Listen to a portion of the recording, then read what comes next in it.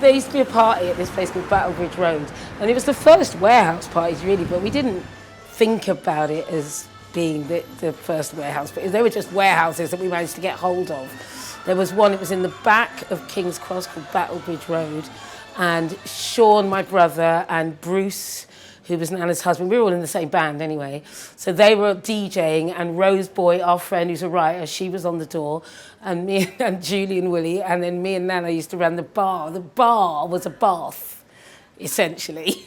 So that's why I'm laughing. It was a giant bath with ice in it, well, a little bit of ice in it, and loads of beer, and everything was a pound. You had to try pound, everything was a quid. It was that awesome hot Libra milk, nice. It's really classy.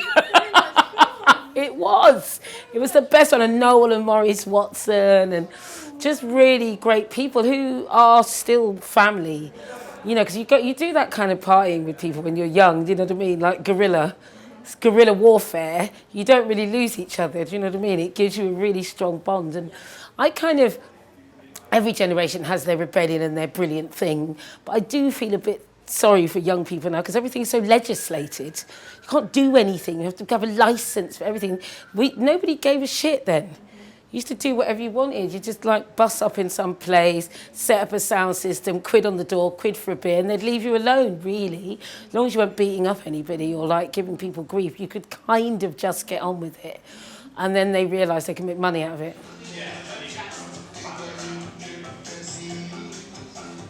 I remember the Young Ones had just started, and it was just some show. I think it was Kevin, our friend Kevin Allen, who's Keith Allen's brother, Kevin's director, called up and said, "Can you come and be the band in the kitchen?" And we just went, and it was just another next TV show that's been following me around ever since. But I love it actually. But I saw it the other day, and I'm so young. I look like I'm storing nuts in my. I'm like this.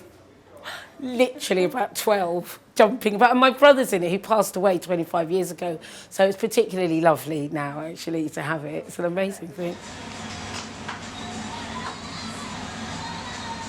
Well, you know what? This is my first spot where I've got an actual kitchen. In the birdcage that we were running before, we did banquets and feasts. I didn't even have a kitchen. We used to rent in the like range cook. I need to set fire to one of the chefs because I put the wrong gas bottle on. I should be saying it's completely illegal. Plugged it in, turned it on, it just went woof, the whole thing. So yeah, we used to call it guerrilla cooking because we would just strap it all on, lug it about. Hello, darling, this is my forager. This is Anton. He's brought me amazing stuff. Beautiful wild garlic and incredible stuff in there. I'll be 2 minutes, yeah? And the first dinner party we did upstairs, we literally had a little hob like this, and I managed to work out some crazy menu. I roasted all these chickens.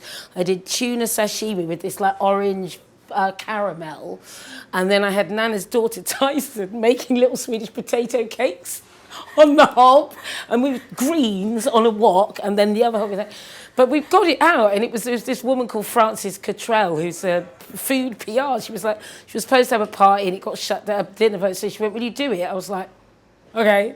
And you know, I just think if you hurl I am a believer in hurling yourself at stuff with all your heart and all your soul, and you will get there in the end, you know what I mean? It might be a bit rough around the edges, but I'd rather that, and it had somebody's entire heart in it, than it was like really slick and soulless. I can't remember a time when when both music and food were not there, do you know what I mean? Like we always danced at home. My dad had an amazing record collection. He loved to cook. He was a real bon vivant, really, actually. He was a nightmare, but he was really amazing. Had really great taste in music, and he was a really great cook. So it was kind of central to our home life. And then I think loads of my relationships, like mine and Nana's relationship, based on music and food. Me and my friend Sandra, based on music and food. I think it's been my way of finding intimacy and comfort and solace and joy and nurture, like all my life, really, through both. Like Nana and I haven't seen each other for ages. The first thing we'll do is cook. And you don't need words, you know, it's like with music, you don't need to kind of fill in all the gaps. It's just there for you, like innately within what you're doing, you know? So. So I'm always looking for the bottom end of flavour, because I think one of the things that happens with, so often we get things that are slightly disappointing, and it's because there's only one layer of flavour in them. When you eat something, in the same way that when you listen to a tune, you want middle, bottom, top, you want all those things to be going on. So you get one bit and you want the next wave and the next wave to come. So if you eat something that's just got one salty note or one sour note, it's a bit like, meh, meh. Do you know what I mean? So we're always trying to like whack stuff in the bottom end to kind of give you breadth and depth, and that's where the sexy comes. Food should be sexy, do you know what I mean?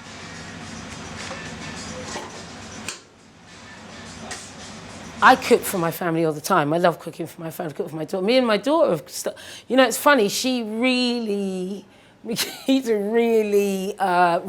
it.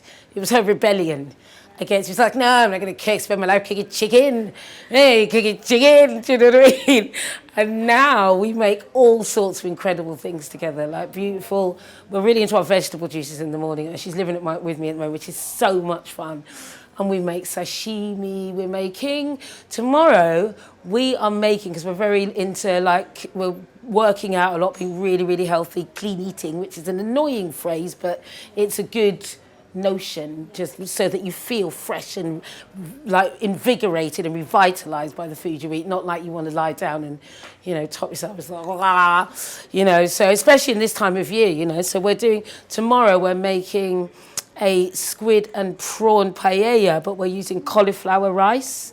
So it's going to be riced cauliflower with broccoli and loads of beautiful vegetables running through it. And then we're going to griddle off all the prawns and the squid and saffron going in there, a little wine. It's going to be gorgeous. So we cook together all the time. The thing about cooking with another person, it's like dancing. You can't cook with everybody in your space, because it's an intimate thing, you know. So there are some people you just bump into when they stand on your feet and just think, oh my God, get out. Do you know what I mean? So to be really honest, we cook in the same house, me and my husband, but we don't really cook together because he gets on my nerves.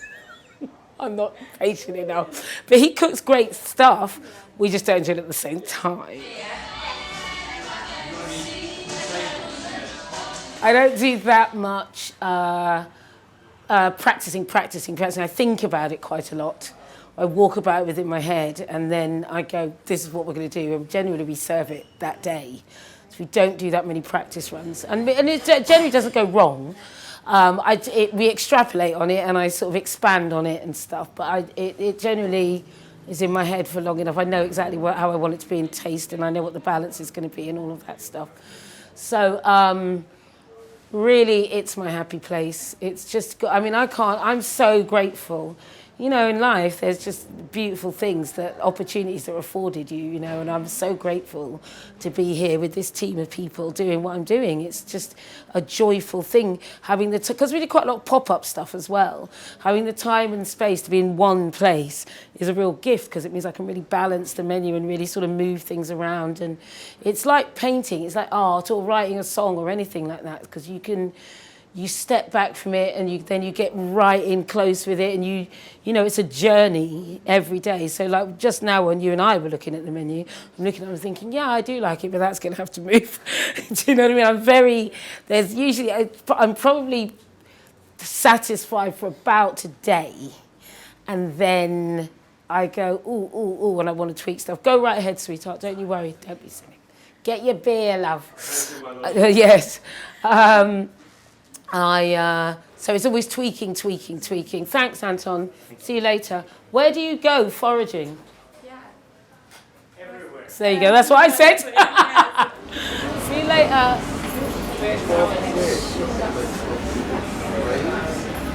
Well, I think a pub is, you know, pubs are brilliant. The pub is a brilliant thing. It's terribly sad that so many pubs all over Britain are closing. And I think part of the problem is that pubs have forgotten what they're meant to be. A pub is not just a place to go get battered. A pub is a place for the community.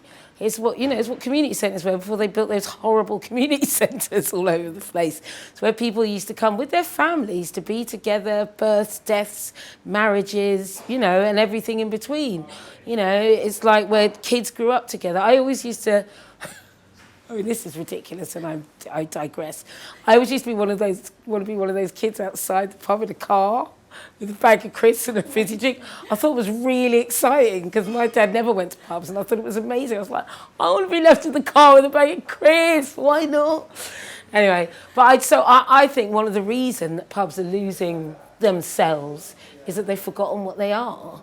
You know, and we really try here. You know, we have a little thing, the people make the pub, in all of Rob's pubs, and that's really, really true. You know, someone here the other night said it was like Cheers in here, but I loved it. I loved that because that's kind of what you want. You want people to feel like it's a home away from home, but there's a lot less effort involved, and they don't have to talk to their family if they don't want to. Exactly. I'm here every day, except one day a week. I have 1 day a week off now, which is amazing, and it's, you know, I've had to learn how to turn my head off. It's completely part of it's because, like, in my whole entire body, it's innate within me. I dream it.